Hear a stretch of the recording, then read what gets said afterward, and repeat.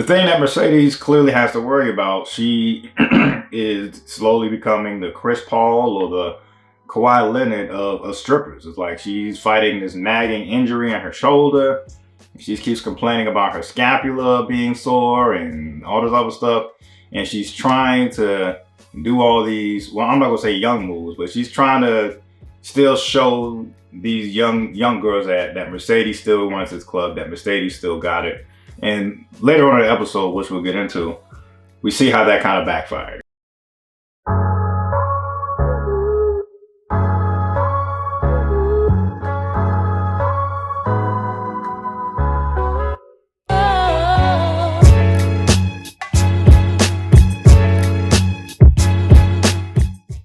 Hey, what's going on, folks? Another episode of Just My Opinion with Ryan, and man, we had a juicy one.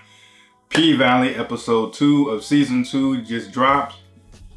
A lot to get into. I really enjoyed it. Oh my gosh. Yeah, man. But before we get into it, as I always say, if this is your first time here, please hit that like and subscribe button.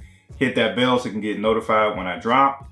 And for those who keep coming back, I truly appreciate it. Please continue to support. I am, flattered, and I'm just flattered and I'm just happy for it. So thank you all. So let's get into it. A lot to unpack here. For starters, Wanda from Snowfall has left Leon and has found her way to Chucalissa, Mississippi, and became a stripper who goes by the name of Roulette. Now, all jokes aside, because I wouldn't work the time period. Snowfall was like in the 80s. And so, anyway, actor Gail Bean, who is most known for her character as Wanda from Snowfall, made her debut in P-Valley, and it just goes to show you, like, of course these are all actors, and so you can get used to somebody in a role for so long. Because she's been on every season of Wanda. We've seen her as just like a regular girlfriend. We've seen her as a crackhead. We've seen her as someone who's recovered from that life. And so I'm just so used to Snowfall. I'm used to Snowfall when I think of the actor Gail Bean. But she completely, these are actors. They can put on different faces. But I was surprised to see her in this role. Not only is she in P-Valley, but she is a stripper in P-Valley. So anyway, she makes her debut, and just like from the previous episode, Autumn, who was going by Haley at one point, Autumn has made it known that she wants to have a tryout. So you have Gail, or in this case, Roulette. She is trying out. So it opens up just with a long list of people trying out to be new talent for the Pynk. And after all is said and done, we have our character Wanda. We have this woman who I believe she's Hispanic. I believe she goes by the name of Whisper. And it was definitely a disagreement with the judges. The judges was Mercedes, Autumn, and of course your boy Uncle Clifford. And even though she couldn't dance to save her life, Autumn apparently trumped everyone, trumped the other judges, and wanted to pick a third girl by the name of Big Bone. Once again, Big Bone cannot, dance to save her life in terms of, when it comes to being a stripper. But because she looks so good and so curvy and all that stuff, Autumn wants to hire her to become a bartender or someone who delivers the drinks. So that's the only reason why she got the job. One of the things that I've definitely noticed, it definitely does come across as if Autumn is a little power hungry. She does have this mindset that ever since she saved the Pynk from, being, bankrupt and getting owned and from somebody else and all that, she does feel like she is like, God's gift in the terms of this Pynk universe. Like I said, she's definitely throwing her weight around in terms of being a boss, but not in the most positive way. As I mentioned, she trumped Clifford and Mercedes in picking a stripper who can't dance, and said we're going to pick her and let her become a bartender because she's so curvy. And now we have, or a bottle girl, whatever it is. And on top of that, we go a little further into the episode, And instead of opening next Friday, which is what everyone agreed upon, Autumn throws another curveball and says, you know, we're going to open up tomorrow. So if I'm not mistaken, it's literally the day after the tryouts that she wants to open up. If I'm not, you know, maybe a day or two after whenever the tryouts was. And, you know, Clifford is upset. Mercedes is upset, rightfully so, because they see it. It's like, yes, you're the owner and everything like that, but, you know, you still got to communicate. But she's not the only one that's either power hungry or has some flaws. I think, in my opinion, this episode also shows the, you know, Mercedes, her insecurity is growing even more.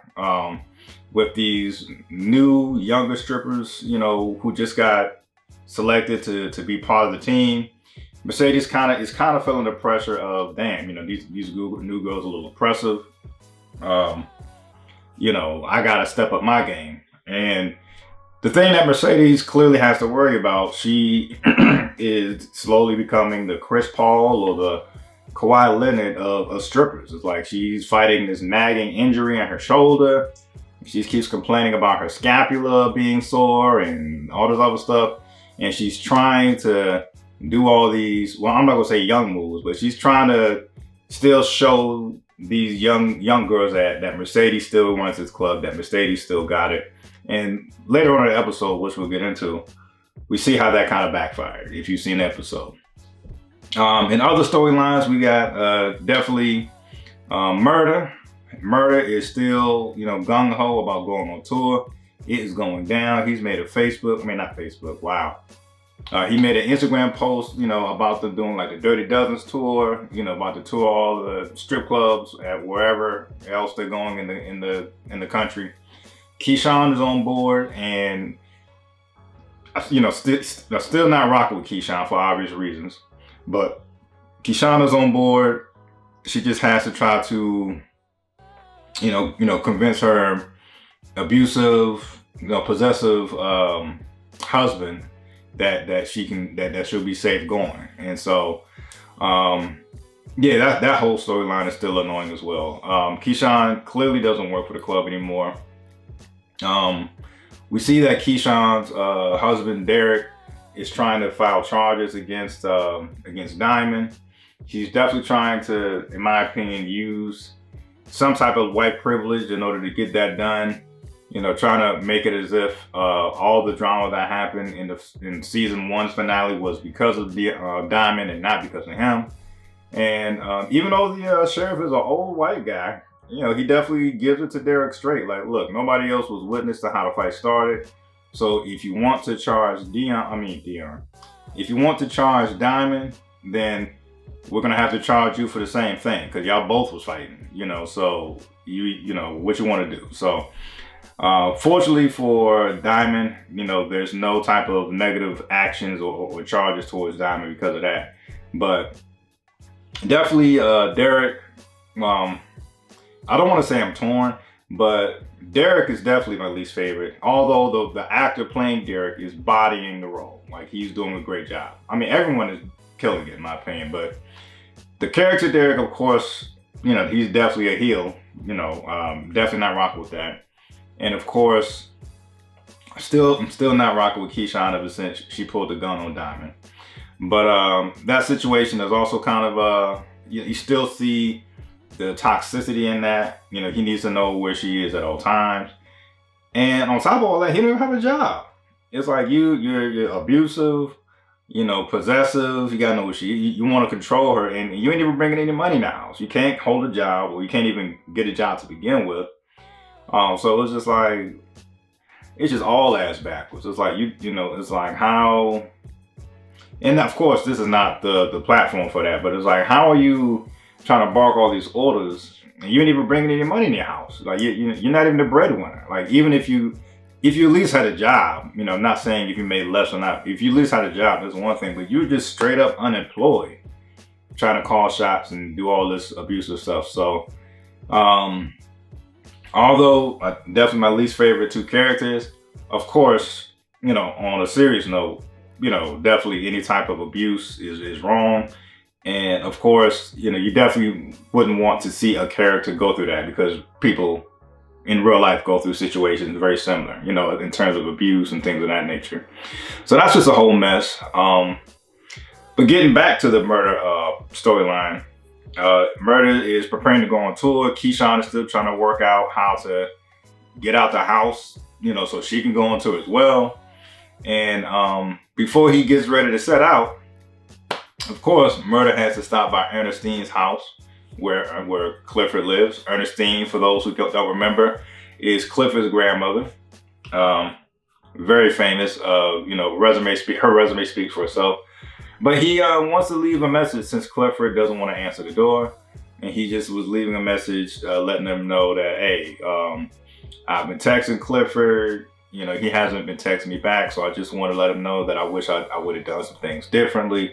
You know, he's clearly sad about it. And Ernestine, at the moment, you know, he leaves, Ernestine, of course, has all the jokes in the world for Clifford. Like, hey, man, you was complaining about not getting any love. And love just came knocking at your front door. You know what I'm saying? He missed you and all this other stuff. So that was funny.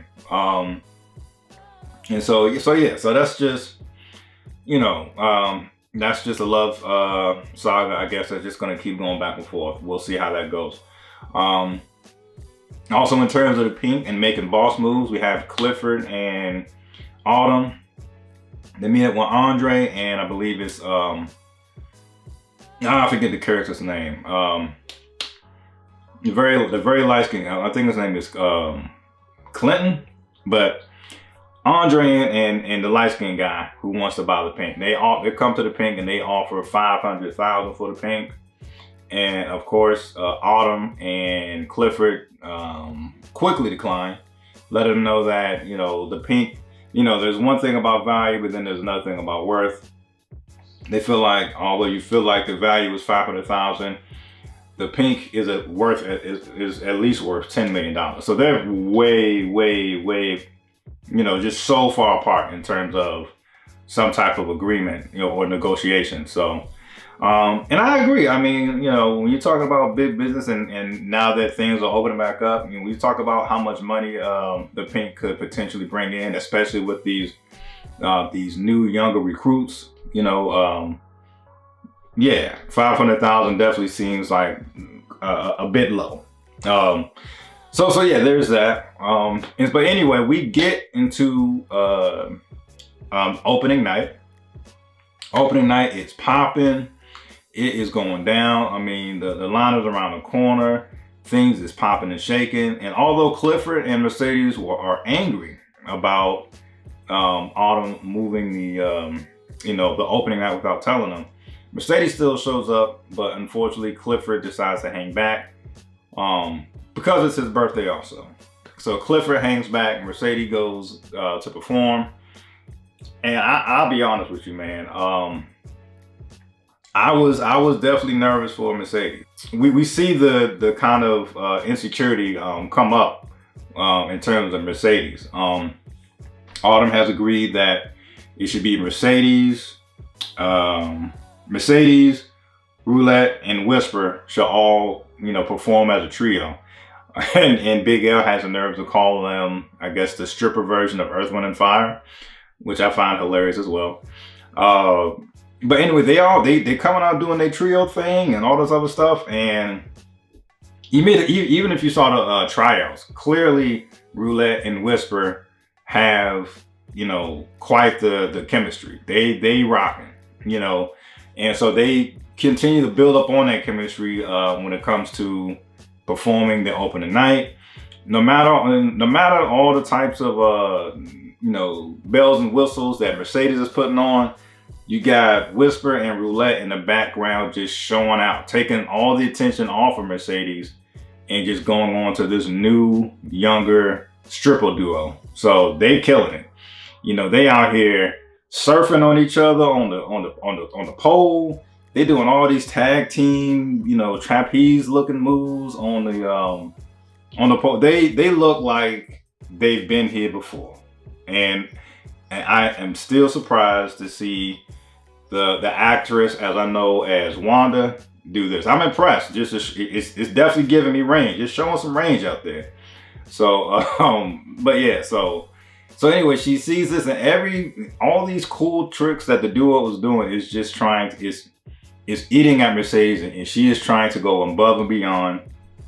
And before I get into it, right, every time I've been to a strip club, when I see someone go that high on a pole and then they come down and just stop, I always get scared and nervous because I always feel like I'm gonna see somebody fall and catch a concussion or something like that. So I get nervous when I see strippers go that high and then drop like what feels like 20 miles an hour before stopping at a dime right before the floor. Stuff like that scares the hell out of me, just because I don't want to be bear witness to somebody, you know, getting hurt like that. And I feel the same whenever I would, you know, go to like a NFL game or something, and like you got the cheerleaders getting thrown so high and stuff like that.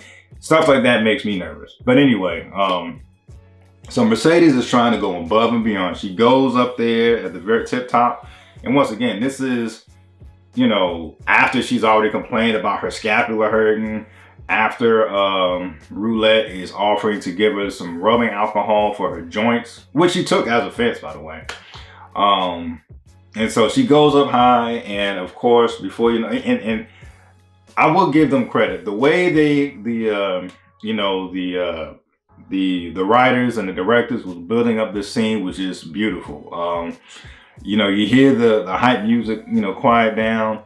You hear the crowd chanting Mercedes, Mercedes. Things start going to slow motion. She's just going higher and higher, doing these tricks. And all of a sudden they zoom in on that messed up scapula, that messed up shoulder. And you just hear her breathing slowly and stuff like that. Now, I'm a huge fan of horror movies, right? And I consider myself not the most squeamish when I see scary movies and stuff like that. But the way the director and the editors and all that really built up this scene, you know, I was anticipating like hearing like a shoulder pop or some type of bone crack or something. And so when they was building that scene, I had to pause for like 10 seconds and brace myself. Like, all right, man, they really about to show Mercedes fall and bust her ass, or they about to show some gruesome, bone-breaking shoulder thing right now. Let me brace myself. And even though they didn't, you know, enhance some type of shoulder breaking and stuff, they did show her fall in slow motion from God knows how high. And that just, oh, goodness gracious, man. That shook me to my heart. Like, damn, you know, because like I said, that's like a real life anxiety that I would face whenever I saw strippers get that high in person. So to see that actually at least, you know, come to fruition on TV, yeah. So anyway, she comes to, and you know, one of the other things I like to do is live tweet, right? I like live tweeting during some of my favorite shows, and some of the responses or the other tweets you see is very entertaining.